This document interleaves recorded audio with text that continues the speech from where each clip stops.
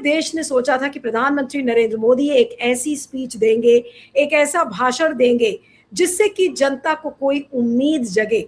और खासकर ये इंडिपेंडेंस डे एक ऐसे समय में आया है जब पूरा देश राम मंदिर की चंदा चोरी, नीट पेपर लीक, छात्रों पर हुई बर्बरता पर उनसे सुनना चाह रहा था। इन सारे यार्डस्टिक्स पर मोदी जी फेल हो गए।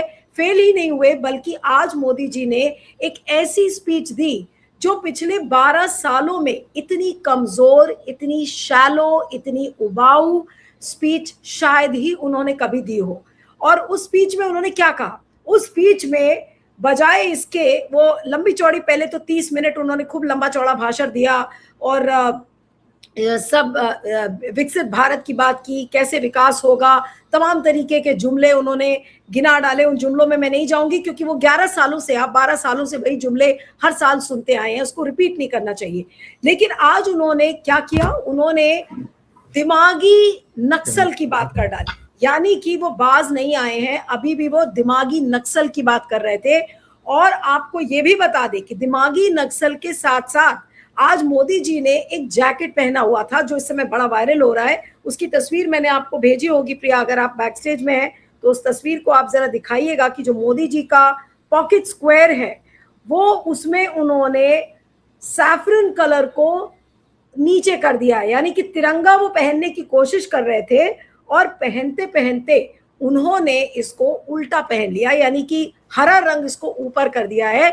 अब भयानक ट्रोलिंग इस समय मोदी जी की हो रही है। सब ये कह रहे हैं कि मोदी जी ने तो झंडे को ही उल्टा कर दिया।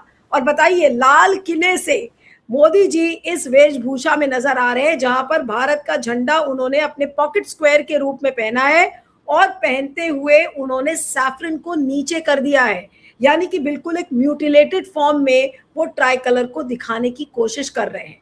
ये भला देश का प्रधानमंत्री क्या, जो उनके ड्रेस डिजाइनर्स थे या जो उनके स्टाइल कंसल्टेंट्स थे मोदी जी के, क्या उन्होंने उनको ये बातें नहीं बताई कि अरे ये आपका रंग गड़बड़ हो गया? या फिर वो जिस समुदाय से हरे रंग को हमेशा वो अपने स्पीचेस में जोड़ते रहते हैं, क्या उस समुदाय को रीच आउट करने की मोदी जी कोशिश कर रहे थे? या फिर वाकई में आज तिरंगा को उल्टा करके उन्होंने अपने आप को ही उल्टा टांग दिया लगता है आज मोदी जी ने?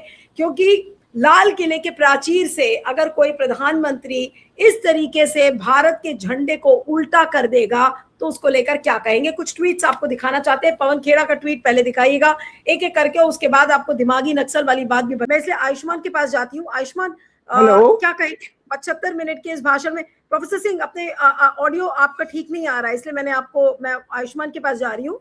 आयुष्मान, क्या कहेंगे 75 मिनट के भाषण में? आज मोदी जी इतना ज्यादा कपड़ा पहनते थे, आज उसी कपड़े ने ही मोदी जी को ट्रोल करवा दिया कि आज उन्होंने पॉकेट स्क्वायर भी उल्टा पहन लिया और स्टाइल कंसल्टेंट्स उनके क्या कर रहे हैं ये तो पता नहीं है।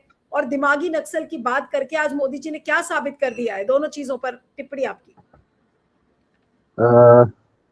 नीलू जी, आपको, मेरी सीनियर लीडर अनुमा जी को और बाकी को पैनलिस्ट को और पूरे देश को आजादी मुबारक, आजादी जिंदाबाद। देखिए, ऐसा है, मुझे ये लग रहा है कि आज जो कुछ हुआ है मॉर्निंग में वो पूरी तरह से उनका पोजीशन जो है उसने इन लोगों ने दिखा दिया है सामने। इनफैक्ट ये जो भाषण है, इस भाषण पे ध्यान मत दीजिए, कल रात से ये लोग जो ड्रामा कर रहे हैं उस पे ध्यान दीजिए। हुआ क्या है कि इनका एक एक एक गुर्गा है, पार्लियामेंट में ही है, जिसको मोदी जी ने बेस्ट पार्लियामेंट बोला था, पार्लियामेंटेरियन बोला था। आई थिंक पिछले साल बोला था या इसी साल बोला था। वो महुआ मोइत्रा जी हैं, एमपी हैं, उनके ऊपर मेरे को ये लगता है कि वो बुरी नजर डाल के बैठा हुआ है। लास्ट नाइट वो कहीं पे रुकी हुई थी अपने स्टेट में, उनको वहां पे इनके गुंडों ने घेरा और वहां जय श्री राम के नारे लगा रहे थे। आई डोंट नो क्या सिचुएशन उनकी रही रात में, बट दे डिड नॉट, उन्होंने उनको सोने नहीं दिया मेरे ख्याल से। तो it was, I think it was part of this whole picture that they were trying to create. अब आज क्या हुआ है, लेट्स सी आज क्या हुआ है। आज मैं सुबह, मैं आपको ऑनेस्टली बता रहा हूं, मोदी जी को मैंने सिर्फ 3 बार सुना है। पिछले 12 साल में मैंने सिर्फ 3 बार सुना है। 2014 में जब वो ओथ लेने आए थे, जिस तरह से उन्होंने ओथ लिया था, उसी दिन मेरे को समझ में आ गया था इनको सुनने का कोई फायदा नहीं है। 8 नवंबर 2016 को और 21 या 22 मार्च क्या था 2020 को। 3 बार सुना है मैंने मोदी जी को टीवी पे लाइव। उसके अलावा मैं बिल्कुल अवॉइड करता हूं। तो आपका जब आज मैसेज आया और मैं आपको हमेशा एडमायर करता हूं, बट आपने आज सबको जगह दी है बोलने की, because everybody wants to speak, today is the Independence Day. लेकिन मैं ये कहना चाह रहा हूं कि इन्होंने जो कुछ किया है आज, आप अगर उस पे जाके वापस देखें तो शुरुआत से, क्योंकि मैं नेशनल टीवी पे जाके देख रहा था, तो एक तो आप ये देखिए कि बॉडी लैंग्वेज, जितने इनके लोग हैं, जिनके जो मोदी जी के लोग हैं, डोवाल साहब और अमित शाह को आपने देखा, he was sitting alone, nobody was talking to him, he was sitting there alone. Doval साहब अलग बैठे थे, उबासी मार रहे थे, और वो जो हमारे E20 मिनिस्टर है वो तो सो ही गए थे वहां पे, जैसे भाषण शुरू हुआ वो सो गए। आप जाके सॉरी, आप जाके देखिएगा वो सो ही गए थे। तो ये एक मार्कर है कि मोदी जी कह क्या रहे थे। मोदी जी ने ये कहा कि हमने रीजन से तो अर्बन नक्सल्स को निकाल दिया है, लेकिन ये दिमागी अब चक्कर ये है, वो ये बता रहे हैं कि जो आइडिया ऑफ लिबर्टी है वो हिंदुस्तानियों की आदत बुरी पड़ चुकी है, उसको हम नहीं निकाल पाए। हमने रिसोर्सेस तो कैप्चर कर लिए, अडानी जी को दे दिए, लेकिन हम वो आइडिया ऑफ लिबर्टी जो है वो हिंदुस्तानियों के दिमाग से नहीं निकाल पा रहे। तो मैं शशि शेखर जी सॉरी हमारे उन्होंने कहा था कि ये जो पूरा का पूरा सेटअप दिखा रहे हैं वो, कि हम ब्रूटल होने वाले हैं, लेकिन प्रॉब्लम ये है कि वो ये कह रहे हैं कि ब्रूटैलिटी, अब इनकी ब्रूटैलिटी की सिचुएशन ये है कि स्पीच को खत्म कर रहे हैं ये कह के कि हमारे बड़े लीडर्स, और उसमें आज उन्होंने नेहरू जी का नाम लिया है। आप समझ सकती हैं कि इनको वो संघ का एक पुराना रहा है। आई एम सॉरी, मैं आपके चैनल पे वो बात नहीं बोलूंगा जो मुहावरा होता है लोकल, बट ये वो उनकी आदत होती है कि पहले कर देते हैं, फिर वापस जाके उसी चीज में वो जो भी होता है वो उसी चीज में उसको मान भी लेते हैं कि हाँ हाँ ठीक है, अगर फायदा हो रहा है तो इसको ही लेके चलो। तो ये पूरा का पूरा इन्होंने आज एस्टैब्लिश किया है कि वो they are going to he is going to go back on many things, but he needs to control. That control has not been he has not been able to secure that control. Last में मैं उस झंडे पे आता हूँ, जो झंडा बड़ा बहुत ही ज्यादा मतलब सिग्निफिकेंट है आज। देखिए ऐसा है, दो चीजें होती है, नेशनलिज्म होता है, पेट्रियोटिज्म होता है। नेशनलिज्म यानी राष्ट्रवाद, और पेट्रियोटिज्म वो ये देशभक्ति।